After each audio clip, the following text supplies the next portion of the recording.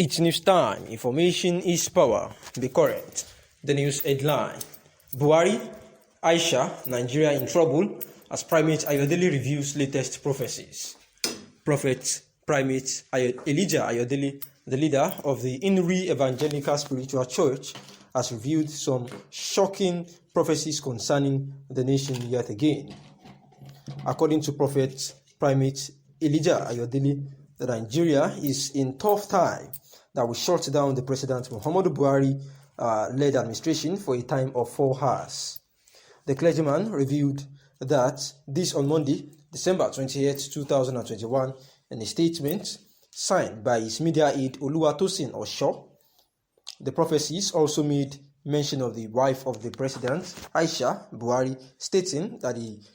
First Lady of the nation will be bereaved. According to the prophecies of Primate Ayodele, the Nigerian army and the nation's police force will go on a strike, and he also stated that an army general will be abducted while Ogun State governor will run, Dapo Abiodun will run helter-skelter in 2022. The statement read, Ogun Governor Prince Dapo Abiodun will run helter-skelter in 2022, an army general will be kidnapped, another protest is coming that will seize President Muhammadu Buhari's government for 4 hours. Let us pray not to lose a sitting CP and AIG. Nigerian police and army will go on strike. Aisha Buhari will be bereaved. In other news, former Senate President Bukola Saraki has condoned with the families of 38 persons that were gruesomely murdered by bandits in Giwa local government area of Kaduna State. Condemning the attack, the former Senate President stated that I got bad news about the terrible attack yesterday on some villages in Giwa local government area of Kaduna State. At least 38 persons were killed by terrorists, and I can't imagine that families and community are going through in this situation. Saraki concluded, writing that himself and his family are mourning with the families of the slain and Kaduna State in general, and he prays that Allah grants the slain eternal rest in paradise. Yakubu Gowon, as the most acceptable officer to provide stability, lower the tension and assuage hurt feelings across board. The North Central leaders, our source said, are also claiming it is the only zone that has neither produced a president or vice president since the advent of the country. He said, the situation has placed the North Central in a worse situation than that of the Southeast, which between 1979 and 1983 produced former Vice President Alex Ekwueme. And this is the news about the North Central, of which there is an indication, that this person that will succeed President Muhammadu Buhari may have taken a new turn as leaders of the North Central zone across various political parties are perfecting, some kind of plots to ensure that they emerge for the presidential camp 2023. A top North Central politician, who the newsman has said declined to be mentioned by name, actually said that they are doing everything possible to accomplish the project, and top level meetings are ongoing in different places like Abuja, Jos, Makurdi, Lafia, Ilorin, Minna, and Lokoja, saying that the campaign is being handled at different levels with members of the National Assembly from the zone and the former members of the National Assembly, present and past governors, and speakers of the House of Assembly, retired generals and business people, and just too much top stakeholders who are gathering and starting to send emissaries to all the geopolitical zones of the country so as to ensure that the next president of the country come 2023 actually emerges from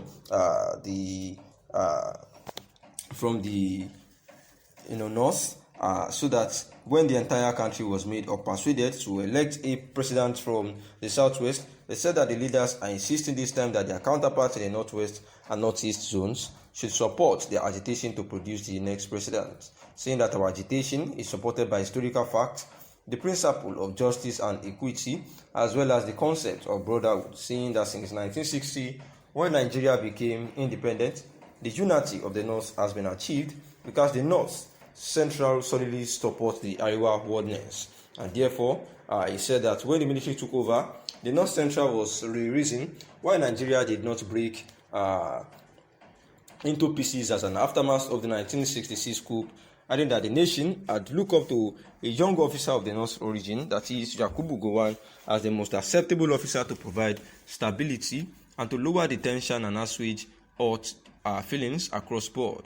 saying that the North Central leaders are also claiming that it is the only zone that has neither produced a president or vice president since the advent of the country, and also said that the situation has placed the North Central in a worse situation than that of the Southeast, which between 1979 and 1963 produced former Vice President Alex Ekwueme, and therefore this time around they want to produce the next presidency, and doing all their best to ensure that this actually comes into play. Therefore, the unity of Nigeria, has just again been reiterated by Obasanjo, saying that he is ready to fight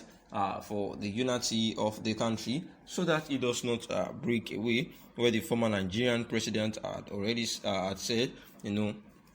that he was ready to ensure that the needed is done, and that he is capable of joining in the fight to ensure that Nigeria does not divide in terms of the unity. Obasanjo, in his address to participants on Friday Youth Mentorship Retreat at the Youth Developmental Center, Abeokuta, Ogun State, at the Presidential Library of Obasanjo, said he has no regret for even fighting for Nigeria, and the former stressed that he would fight for the unity throughout his life, saying that he has no regret for fighting, that Nigeria should remain one, and that if the fight comes up again tomorrow, that he was ready to ensure that he fights it to the last, and whatever should be done, and I have the ability to do it, I will do what I have to do. It was quoted by the Punch as telling participants, at the retreat, saying that it is necessary for everyone in the country to cooperate and ensure that nothing divides Nigeria, because a whole lot of people died, and a whole lot of people have suffered for the stability of the country and for the country to remain together as one. Actually, and it will be it will be unfair for the sweat of those who had actually lost their lives to secure the unity of the country, if anything happens to the oneness of the country, insisting that the benefit of being together as one is much more than breaking away from each other, and says that our unity must be in diversity, and that is one of the reasons why we are unique, among our counterparts across the whole world. Thanks for listening.